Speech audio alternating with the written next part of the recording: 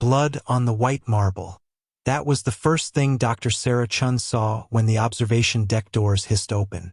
Not marble that was a human reference framework trying to make sense of something alien. The floor was Xerath stone, a crystalline compound that caught light and refracted it into impossible angles. In the low-gravity environment of Kepler 442b's research station, it gleamed like a mirror in a dying cathedral. The blood was real, though. It pooled beneath the body of Dr. Marcus Webb, or what remained of him. The xenobiology team's lead researcher lay twisted at an angle that suggested his spine had been introduced to something it was never designed to meet. The blood was still warm enough to steam slightly in the cool, recycled air of the station, which meant it had happened in the last few minutes. Sarah's first thought, clinical and immediate, the Keth'ri got inside. Her second thought, we're going to die here.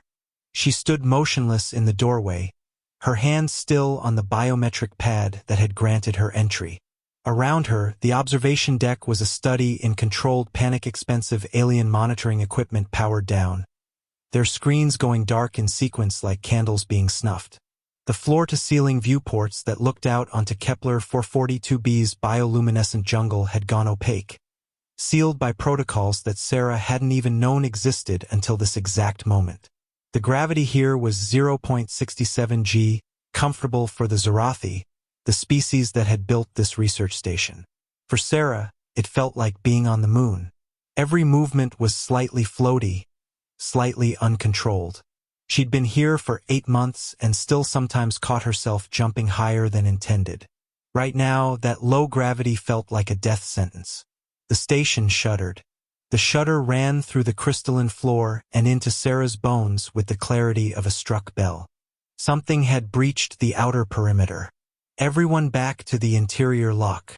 The voice came through the station's comm system, crisp and commanding. Dr. Xerathi, the Xerathi colony coordinator. His translator matrix rendered his words in perfect English, though Sarah had long ago learned that something important was always lost in translation. Xerathi's voice sounded like a surgeon's scalpel cutting through flesh. Precise, inevitable, and absolutely final. The outer breach is contained. We will re-establish perimeter integrity within the hour. Sarah didn't move. She was staring at Marcus. His eyes were still open. That was the detail that would stay with her, not the impossible angle of his neck. Not the blood. Not even the fact that his right arm was simply gone, severed cleanly somewhere between the shoulder and the elbow. It was his eyes. They had that glassiness that came after consciousness had already left. Dr. Chen.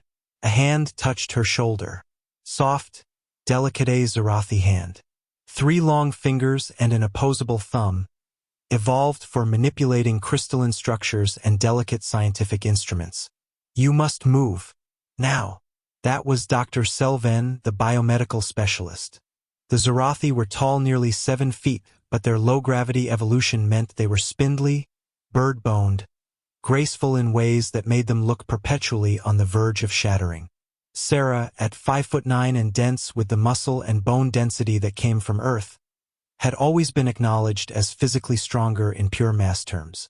Though they rarely said it directly, they called her the soft one instead. Fragile, unsuited to advanced civilization. A research assistant rather than a peer. She moved. The interior corridors of the research station were designed for beings that didn't need handholds. The walls were smooth, designed with aesthetic principles that valued flow over function. Sarah's feet barely touched the ground as she moved, her dense Earth-normal body making her feel slightly heavier than the Xerathi around her, but still operating under the rules of this world's gentler gravity. Selven moved beside her in that characteristic way, all floating grace, all impossible angles. Behind them, the observation deck doors slammed shut with a finality that echoed through the crystalline corridors. The interior lock was designed to house 100 people comfortably. There were 42 of them crammed inside, pressed shoulder to shoulder. 23 Xerathi, 14 humans, 5 others. Sarah scanned the crowd for her team. Dr. James Walsh was there, the behavioral xenobiologist, pressed against the far wall with his eyes closed. His lips were moving slightly, the way they did when he was praying to a god he'd stopped believing in somewhere over the Atlantic but never quite managed to shake the habit for. Dr. Yuki Tanaka was beside him, her small frame compressed into a corner, her fingers working through some kind of meditation pattern. The rest of the team was scattered, but present. Alive, for now. The Keth'ri have breached the outer perimeter, Xerathi announced, his voice carrying the crystal-clear certainty of someone who had never, in his entire existence, been wrong. Initial assessment suggests a coordinated strike team. 12 individuals, possibly 14. They have demonstrated proficiency with our defensive systems. He said this the way a botanist might announce that a particular flower had bloomed. Information, data, interesting from a purely academic standpoint. Sarah's hands were shaking. She noticed this as a separate fact from herself, as if her body and mind had become two distinct entities. Adrenaline surge, the scientist part of her noted clinically. Typical mammalian response to acute predatory threat. The lock shuddered. It was a different kind of shudder than before. This one was accompanied by the sound of something hitting the exterior doors. Something large. Something that was testing the integrity of the seal. One of the Talshur made a sound that might have been despair. The Vreks closest to the lock retreated backward, their bulbous bodies contracting in on themselves. The outer lock will hold, Xerathi said. The Keth'ri are apex predators of this world, but they lack the biomechanical capacity for sustained structural assault. He was right, probably. The Xerathi had built this station with engineering principles that accounted for every known threat on Kepler 442b. The Keth'ri were indigenous apex predators, massive, intelligent, fast by low-gravity standards, equipped with natural weapons that included both physical and chemical elements. But they weren't tool users. They couldn't breach a sealed lock through force of will alone. Probably, the shuddering came again, and again, rhythmic now. Not random impacts but something methodical, something thinking. Sarah's eyes met Selven's across the crowded lock. The Xerathi's features were different enough from human physiology that reading emotion was always a guessing game, but Sarah had gotten good at it. She saw the tremor at the edge of his eye membrane. She saw the way his fingers curled slightly inward, the Xerathi equivalent of a clenched fist. He was afraid. And if Selven was afraid, if the Xerathi, with their superior intellect, their advanced technology, their godlike command of this world's systems, if they were afraid, then the situation had moved directly into the territory of inevitable. The interior lock had a secondary exit, a service tunnel that led toward the research habitat where most of the human team was stationed. It was narrow, designed for maintenance drones, not for a panicked crowd. "Move," Xerathi said, and everyone moved. The stampede toward the secondary exit was a thing of coordinated desperation. The gravity was too low for true running. Every step became a kind of floating leap. Sarah found herself pushed along, her dense earth body sinking slightly faster than everyone else. A Talshur went down. Sarah grabbed it and hauled it upright, barely losing her place in the flow. The secondary exit loomed ahead. 20 feet of tunnel, dark except for the emergency bioluminescent strips embedded in the walls. 20 feet between safety and whatever was about to come through that outer lock. Selven was directing traffic at the tunnel entrance, his long arms waving in complicated patterns. She pushed through, her shoulder catching the edge of the doorframe, a sharp impact that registered as pain. Behind her, the outer lock began to give. It wasn't dramatic. There was no explosion, no sudden catastrophic failure. Instead, the heavy durasteel doors simply bent. The integrity seal began to glow red as the system recognized structural failure. Sarah was through the tunnel now, her feet pounding on crystal flooring. Behind her, she could hear the sound of the lock giving way completely. And underneath that sound, something else. A screech. Not a roar. Not a growl. A screech that sounded like metal being torn, like crystal shattering, like something that wanted very much to kill everything in this station. The human habitat was ahead. The doors were already closing, automated emergency protocols kicking in. Sarah watched as the gap narrowed, watched as the other humans still in the tunnel accelerated their pace. James Walsh didn't make it. He was moving, he was reaching. His fingers were almost to the closing doors when the Keth'ri came through the tunnel. Sarah saw it in snapshot moments. The raw power of it, the sheer mass somehow fitting through the narrow access tunnel, the teeth god, the teeth, rows of them, serrated like a saw, designed for tearing through dense hides of prey animals. The speed of it, faster than something that large should have been able to move even in low gravity. And then the doors closed and Walsh was gone, and Sarah was standing in the human habitat with 16 other people and the certainty that everything they had built here had just been rendered completely irrelevant.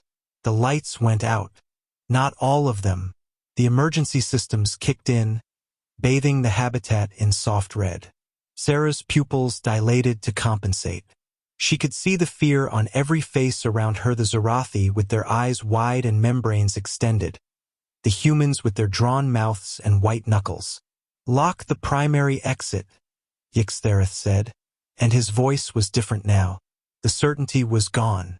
What remained was something that sounded almost like confusion. Establish redundant seals. Divert all non-essential power to barrier integrity. He was giving orders to people who weren't here anymore. Sarah looked around the habitat at the research equipment, at the data terminals, at all the things that had made her feel small for the past 8 months. The Xerathi had let her come here as a gesture of diplomatic goodwill. She had been called the Soft One in 17 different languages, each translation carrying the same fundamental meaning. Not quite advanced enough to matter. "What do we do?" someone whispered. "Yuki," her voice barely audible over the red alert klaxons. The external viewports suddenly went transparent. They had been opaque by emergency protocol. Now they were clear and Sarah could see outside. The Keth'ri was waiting. It was pressed against the viewport, its bulk taking up most of the view. A creature maybe 20 feet long, with a segmented body covered in what looked like chitinous plating. 6 legs, each one ending in curved claws. And that face, that impossible, terrifying face, with eyes that were clearly intelligent, clearly thinking, clearly aware that prey was sealed on the other side of this transparent barrier. As Sarah watched, it opened its mouth, and that sawtooth array extended. Then it screamed, that same sound from the tunnel, magnified now, loud enough to set the viewport humming with resonant frequencies. It was testing the barrier, testing whether it could scream loud enough to shatter it. "Reinforcement protocols are holding," one of the Xerathi announced, but Sarah could hear the strain in her voice. "However, the integrity reserve is being depleted at a rate of 0.3% per dash." The Keth'ri hit the viewport, not with its head, with its tail, a segmented appendage that it lashed forward with calculated force. The viewport didn't break, but it flexed a deformation that shouldn't have been possible in a safety-rated material. "Emergency lockdown in effect," Xerathi said, and suddenly the transparent sections began to darken again. "All personnel to the interior core. We will reinforce the primary dash." The lights went out again. All of them this time, including the emergency systems. For a moment, there was nothing but darkness and the sound of breathing. Then the Keth'ri screamed again, and Sarah heard the sound of something breaking. The darkness lasted for 11 seconds. Sarah counted them. It was something to do while her brain attempted to process the catastrophic failure of every assumption she had made about safety, about civilization, about what advanced technology could protect you from when everything failed simultaneously. On the 12th second, backup power kicked in. Bioluminescent strips activated, pulling energy from crystalline batteries that operated on completely independent systems. The light they cast was weak, blue-green, more shadow than illumination. In that weak light, Sarah could see the exterior wall of the human habitat. There was a hole in it, not a small hole, not a breach that could be patched. A massive rupture, maybe 8 feet across, with the edges of the durasteel torn and peeled back. Through the rupture, She could see the outside, the bioluminescent jungle of Kepler for 42b, the thick canopy of crystalline trees, the alien stars visible through gaps in the foliage. And she could see the Keth'ri. It was pulling itself through the hole, a process that looked obscene, all segmented body, all terrible intelligence in those black eyes. It was breathing hard, its respiratory spiracles flaring and collapsing. The screaming started about 3 seconds after the reality of the breach became apparent. Not from the Keth'ri, but from the humans and aliens packed into the now compromised habitat. Panic, pure and animal and completely counterproductive. Sarah's mind clicked into a different mode. Not superhuman mode. Not some kind of bestial override. It was something simpler and more devastating. The activation of her capacity to think when everything else was falling apart.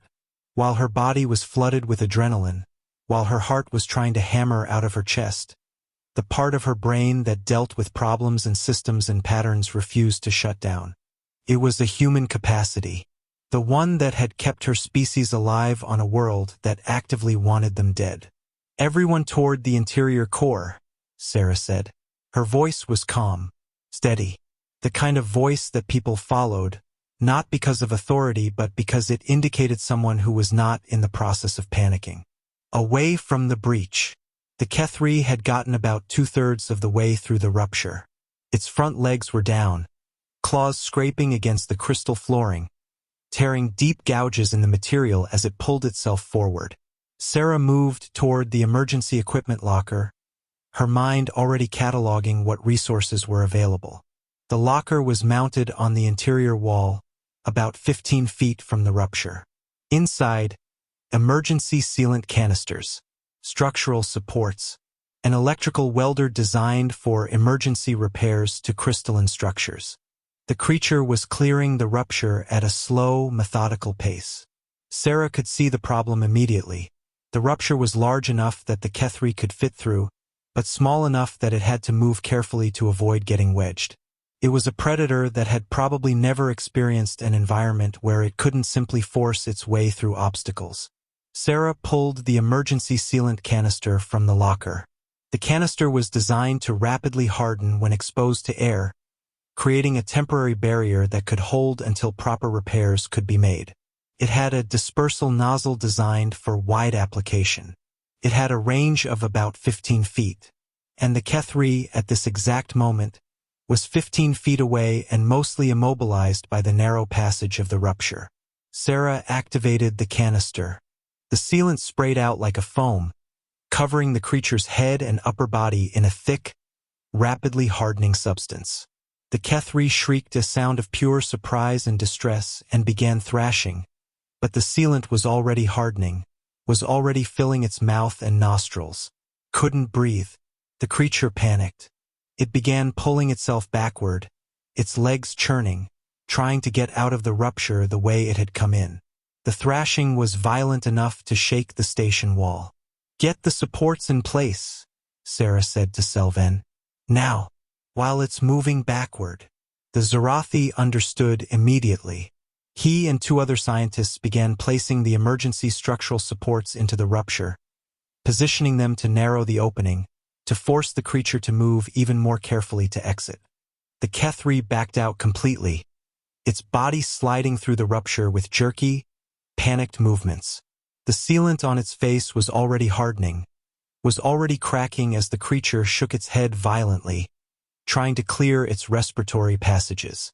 It stumbled backward onto the crystalline jungle floor, its movements uncoordinated, its breathing ragged and wet. For the first time since the attack had started, Sarah saw the creature as something other than an unstoppable force of nature. She saw it as something that could be hurt, something that could be stopped. "Now," she said, "seal the rupture. Emergency welding kit." The Xerathi engineers began welding, the electrical arc creating a bright blue line across the durasteel, slowly fusing the edges of the rupture together. Outside, the Keth'ri was recovering. It shook its head violently, clearing its respiratory passages. The sealant was falling away in chunks now. The creature's eyes focused on Sarah through the viewport. For a moment, They just stared at each other. Sarah could see the intelligence behind those eyes, the calculation, the assessment, the realization that this prey animal had done something unexpected, something effective. Then the creature retreated into the jungle, disappearing into the bioluminescent foliage. Within 10 minutes, they had a barrier that was structurally sound if not pretty. Within 20 minutes, they had managed to reroute enough emergency power to restore basic lighting throughout the habitat. The immediate crisis was over. But Sarah understood, with the clarity of someone who had spent her entire academic career studying predatory animals, that this wasn't finished. The Keth'ri had tested them. The Keth'ri had breached their defenses. And the Keth'ri had been beaten back through a combination of environmental factors and tactical response. Next time, the creature would adapt. The secondary barrier held through the night. The Keth'ri tried twice more to breach it, once through direct assault, which didn't work, and once through what looked like a coordinated strike involving multiple creatures, which also didn't work. Each time, Sarah found herself analyzing the approach, predicting what would be tried next, positioning resources in anticipation. By morning, they had established a perimeter, cataloged their resources, and come to the terrible understanding of their situation. They were trapped. The main communications array was down. The escape pod bay had been one of the first casualties of the initial assault. The power systems were severely compromised, running on emergency reserves that would last approximately 3 days if they wanted to maintain basic life support. The station's capacity was 42 people. Current population, 22. 20 people dead. James Walsh among them. Sarah sat in the operational center of the habitat, staring at the architectural schematics of the station. Her hands were shaking with exhaustion and adrenaline crash, but her mind was still working, was still processing patterns, was still looking for a solution where no solution should have existed. "There is no escape," Selven said quietly. He had appeared beside her without her noticing, had been standing there in the way that Xerathi could be standing there. "The tunnel system leads directly toward the creature's established hunting grounds.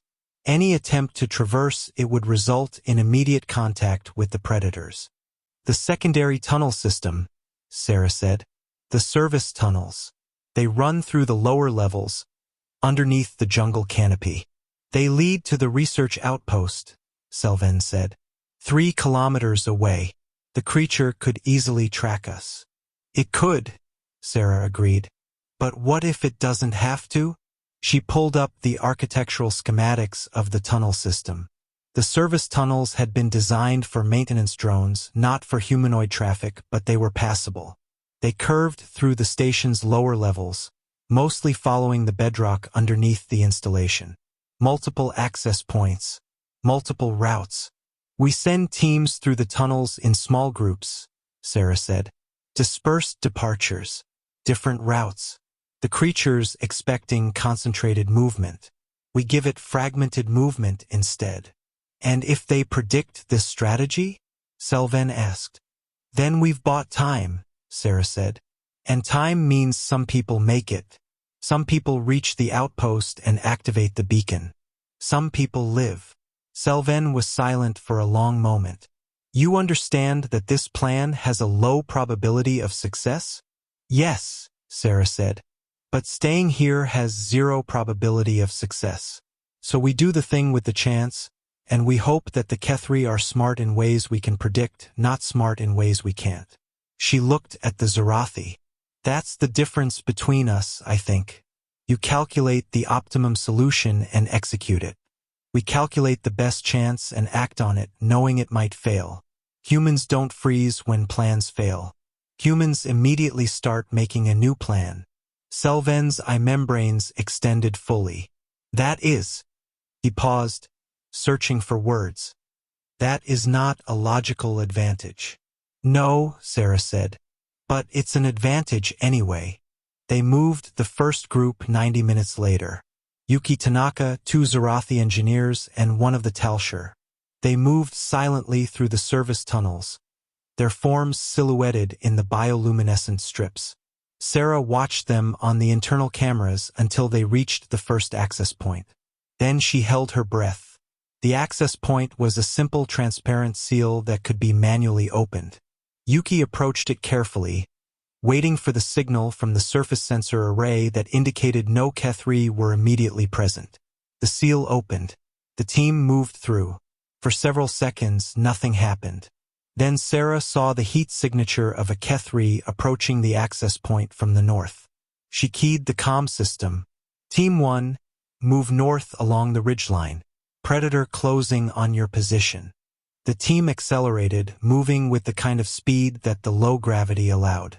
The Keth'ri approached the access point, investigated it briefly, then retreated back into the jungle. It didn't pursue. Sarah sent the next team through 45 minutes later. Then the third. By the time they were sending the fifth group, the pattern was clear. The Keth'ri were monitoring the access points, but they weren't actively hunting the teams. Something about the dispersed movement, the use of terrain, the pattern of the escape was confusing the predators. Or they were letting the prey run, she thought grimly. But there was no time to worry about that. There was only time to move forward, to get people out, to reach the point where activation of the emergency beacon became possible. Selven was part of the final group, along with Sarah and 4 others. They moved through the service tunnels without the benefit of watching other teams before them, without the data to understand whether the pattern would hold. They were operating on pure faith and the terrible certainty that staying meant death. When they reached the first access point, Sarah paused. The sensors showed clear signals no Keth'ri in the immediate area. But that didn't mean anything. The creatures could be waiting in the darker parts of the jungle, could be using sensory systems that the station's equipment couldn't detect. Go, she said. They moved into the jungle. The bioluminescent organisms gave off a steady, gentle light that made the crystalline trees glow like they were lit from within.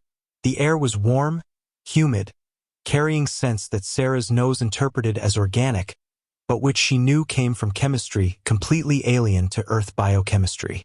And underneath it all was the sense of being watched. They made it approximately 2 kilometers before everything went wrong. The Keth'ri came from above, dropping out of the crystalline trees with a kind of grace that shouldn't have been possible for something so massive. It landed directly in their path, cutting off any possibility of forward movement. It was one of the 3 main creatures that had been attacking the station. Sarah recognized the pattern of scars on its chitinous plating.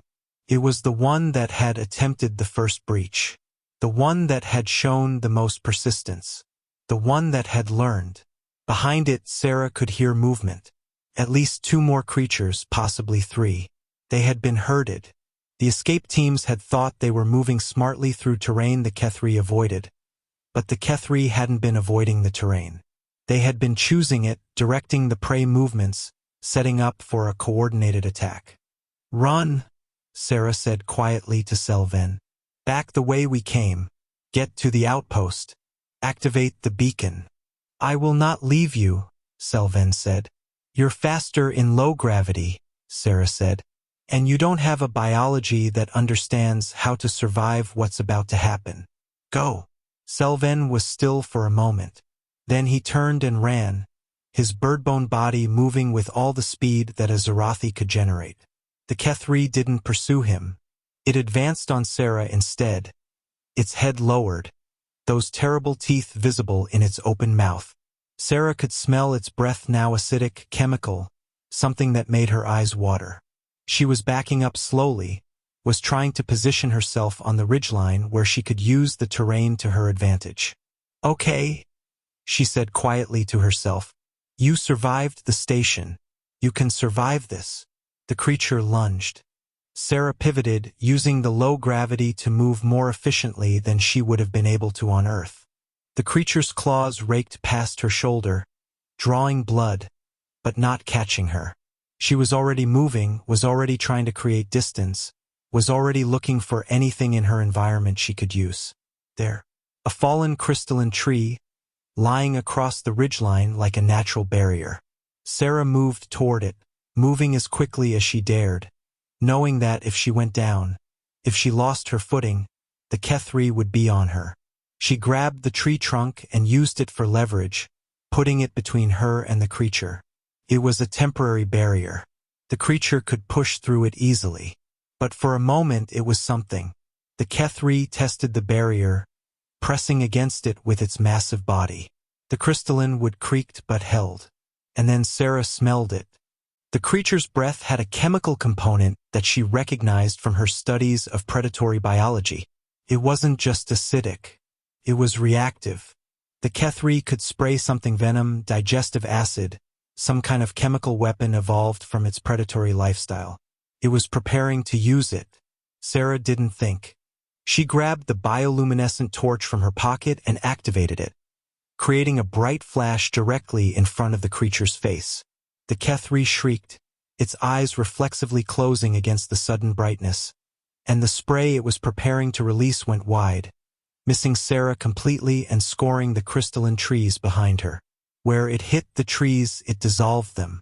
The crystal simply broke down, crumbling into powder, and Sarah understood with absolute clarity that if that spray connected with her body, she was dead. She needed to not get hit by that spray. The creature was recovering from the light flash, its eyes reopening, its focus snapping back to Sarah. Behind it, she could hear the other Keth'ri crashing through the jungle toward her position. She had maybe 10 seconds. Sarah grabbed the crystalline branch and threw it at the creature, not expecting it to do damage, just expecting it to create a momentary distraction. The creature flinched. Sarah was already running, was already moving down the ridgeline in the direction Selven had gone, was already pushing her body past the point of efficiency into pure, desperate acceleration. Behind her, the Keth'ri pursued, but not with the speed she would have expected. It was moving cautiously, perhaps concerned about more of the strange light weapon she had used.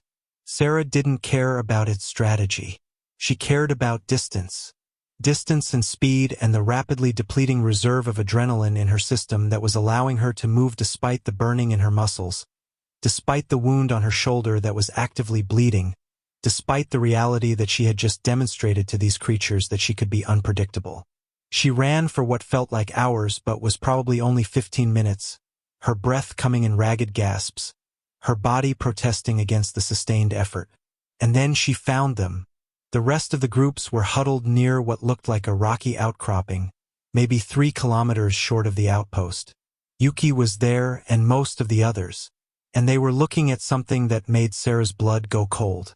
One of the Xerathi engineers was missing an arm. Blood was everywhere. The Talshur that had been in the first group was dead, its body wrapped in a crystalline blanket that someone had apparently placed over it as a sign of respect. "The Keth'ri ambushed us," Yuki said. Her face was pale, her hands shaking. "About 2 kilometers north. They were waiting. They had split the larger group, had isolated individuals. She stopped, unable to continue. "Where's Selven?" Sarah asked. "He convinced us to keep going while he created a distraction," one of the Xerathi said. "That was 20 minutes ago." Sarah felt something cold crystallize in her chest. "Okay," she said, forcing her voice to be steady. "Okay, everyone listen. We keep moving. 3-person teams. We move in different directions, but we all head toward the outpost. If the creatures try to track one group, the others can get through. That will separate us even more," the wounded engineer said. "Yes," Sarah agreed. "It will. But we're already separated. Selven is out there. The only thing we can do is move forward and hope he finds us at the outpost." They made it to the research outpost with approximately 7 minutes to spare before the emergency power reserves would have become completely depleted. Sarah had kept track of everyone by telling each group to activate their bioluminescent torches at specific intervals, creating a pattern that she could track from the central location. 3 groups made it. 17 people. The wounded engineer made it, though he was clearly going into shock. Selven did not appear until they were already at the outpost. He stumbled out of the jungle moving on one leg, his other leg hanging useless, his chest covered in what looked like claw marks that had gone deep enough to potentially damage his internal organs. He collapsed 5 meters from the outpost entrance, and Sarah was there, was pulling him the rest of the way, was getting him to the medical facility before she even fully processed the fact that he had survived. "The beacon," Selven said, his voice barely above a whisper. "You must activate the beacon." "I'm going to," Sarah said. "Just stay conscious, Selven. Stay conscious." She got him into the outpost's medical facility and immediately began stabilizing him, using the limited medical equipment available to stop the bleeding, to assess the damage. It was bad. His leg was fractured in multiple places. The claw marks had penetrated deep. He had lost a significant amount of blood. But he was alive. Sarah activated the emergency beacon with hands that were shaking worse than they had been during the entire crisis. The signal propagated outward, using quantum-entangled systems that the Xerathi had developed generations ago. Within 3 minutes, it would reach the orbital platform. Within 30 minutes, assuming a rescue team could launch immediately, they would have support. They had survived. Against odds that should have been impossible, against a predator that was intelligent and adapted and perfectly suited to this world, they had survived. The regeneration pod was supposed to take 2 weeks to restore Sarah's shoulder wound. The Xerathi medical team explained the process with the kind of clinical precision that left no room for hope or disappointment. Sarah had been in the pod for 6 days when Selven was cleared for visitors. His room was 2 floors above hers.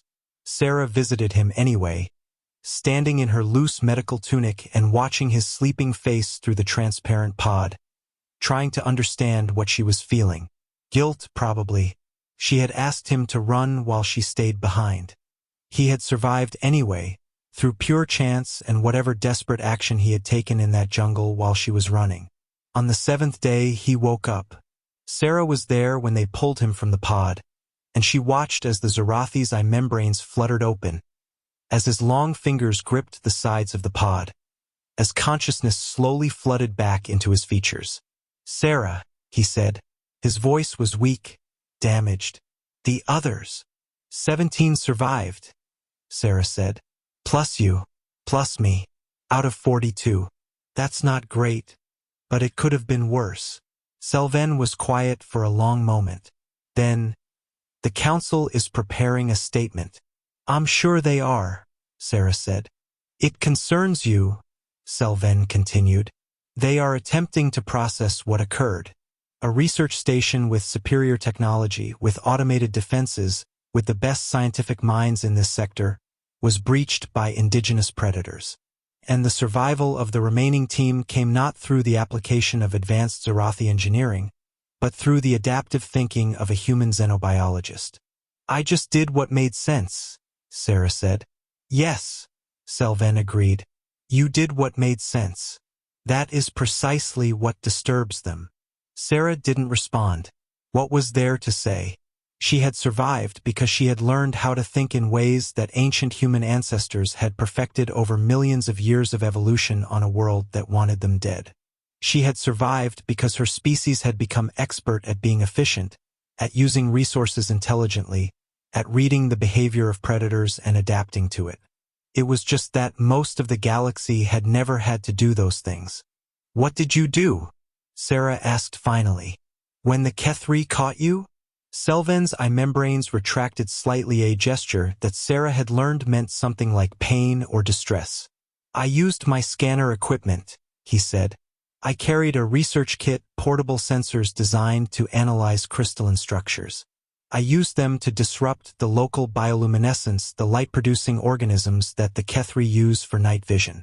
When the creature became disoriented, I attempted to move down the ridgeline." "The creature caught you?" "Yes," Selven said. "It was faster than I anticipated. Its claws caught my leg, and I lost my balance. I was falling, and I used my scanner to create more light disruption, which caused the creature to retreat momentarily. I continued moving, kept creating the disruption patterns, and eventually reached a point where the crystalline trees were dense enough that the creature's massive body could not follow." Sarah understood what he was saying. Selven had survived using the same principle that Sarah had used. Adapt, use available resources, exploit the enemy's strengths as weaknesses. They're sending a new research team, Selven said, to Kepler 442b, to study what happened, to understand how the Keth'ri learned to breach our defenses. Are you going back? Sarah asked. Yes, Selven said. I need to understand it correctly this time. And I need to understand. He paused. I need to understand how your mind works, how you perceive threats that my mind does not perceive, how you predict the behavior of predators with such accuracy. I just watch them, Sarah said. That's what humans do. We watch things and we learn from what we see. No, Selven said. It is more than that. You watch and you predict and you adapt in real time in ways that our civilization has trained away. We calculate, we plan, we optimize, but we do not improvise. Not in the way that you did. Sarah thought about that for a while. Was he right? Had the Xerathi civilization, in becoming advanced enough to spread across multiple star systems, also evolved away from the capacity to respond creatively to completely new situations? Probably. That seemed like the kind of trade-off that advanced civilizations made. You gained knowledge and stability. You lost the ability to survive when everything fell apart. I'll come back, Sarah said finally. I'll work with you. We'll study the Keth'ri together. Selven's eye membranes extended in what Sarah had learned to recognize as relief. The statement was released to the Galactic news networks 14 days later. It was carefully worded. It acknowledged that the human researchers had demonstrated exceptional adaptive response to the biological threat on Kepler 442b. It concluded that humanity's classification might require further assessment and potential revision. But the headline was what Selven said in his personal addendum. During the crisis on Kepler 442b, I observed human Dr. Sarah Chen engage in decision-making processes that surprised me. Where I would have calculated probabilities and optimized for maximum survival of the group, she instead made choices that were adaptable, flexible, and responsive to real-time changes in the threat environment. I realized that my civilization has spent the last 10,000 years developing systems of order and rationality. We have built our success on the assumption that the universe respects logical thinking. But the universe does not always respect logic. Sometimes the universe presents situations that require something more primal. It requires the ability to perceive threat through means other than data analysis. It requires the ability to make decisions under uncertainty without becoming paralyzed. I recommend that the Galactic Union reassess its assumptions about what constitutes advanced. I recommend that we extend genuine partnership to humanity not from a place of condescension, but from a place of recognition that we have something to learn from them. The statement caused significant disturbance in galactic politics. Several species called for increased human military integration. Several others called for strict limitations on human expansion into civilized space. But underneath the political positioning was a single unavoidable fact. Humans were not what the galaxy had assumed them to be. They were different, and that difference had proven to have survival value in ways that the Xerathi and their allies had never needed to develop.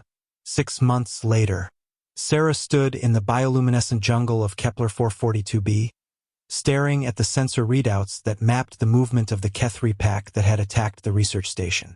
They had established a new, smaller facility more defensive, with better early warning systems, with protocols specifically designed around the adaptive behavior of the indigenous predators. Selven was there, his legs still not fully regenerated but functional enough that he could conduct research in the field.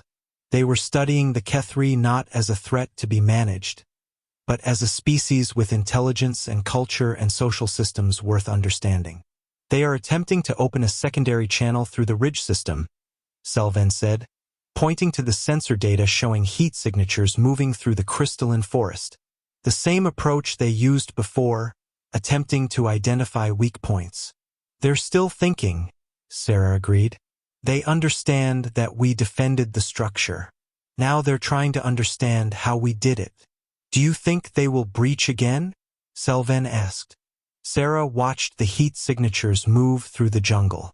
She could read their behavior like a language now, the pattern of the hunt, the coordination between individuals, the moments of apparent communication and decision-making. The Keth'ri were not just predators. They were intelligent predators. Maybe, Sarah said, but not yet. They're learning. They're understanding that we're not prey like anything else on this world. We fight back. We adapt. We use things against them. She paused. They're trying to figure out how to hunt something that hunts back. Will they succeed? Selven asked. Probably not, Sarah said, because we'll keep adapting faster than they do. That's what humans do. We survive by being better at responding to change than anything else around us. They stood together in the alien jungle, watching the heat signatures of the intelligent predators move through the bioluminescent night. Two species, one that had evolved under crushing gravity and constant predation, one that had evolved in a vacuum of certainty and order, learning from each other, teaching each other, slowly understanding that strength came in many forms, that advancement was not measured by technology alone, that survival mattered more than being right.